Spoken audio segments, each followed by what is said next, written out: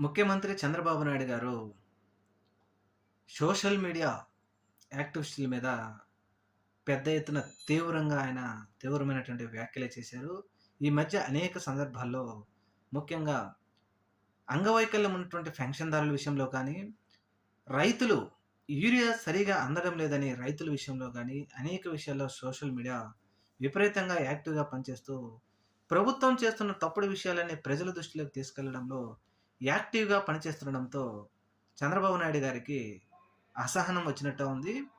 ఈ అసహనంతోనే చంద్రబాబు నాయుడు గారు సోషల్ మీడియాలో ఎవరైనా తప్పుడుగా ప్రచారం చేస్తే ప్రభుత్వం మీద వారి అంతు చూస్తాం, వారి మీద కేసులు పెడతాం, వారిని తీసుకెళ్లి జైల్లో పెడతామంటూ అనేక విధమైనటువంటి వ్యాఖ్యలు చేశారు. ముఖ్యంగా మంత్రివర్గ సమావేశంలో కూడా దీని మీద ఏ విధంగా ముందుకెళ్ళాలి, సోషల్ మీడియాను దేశంలో, ప్రపంచంలో ఆంధ్రప్రదేశ్ రాష్ట్రం నుంచి మన ప్రభుత్వమే అరికట్టాలి అని చెప్పేసి ఒక నిర్ణయం తీసుకున్నారని చెప్తా ఉన్నారు.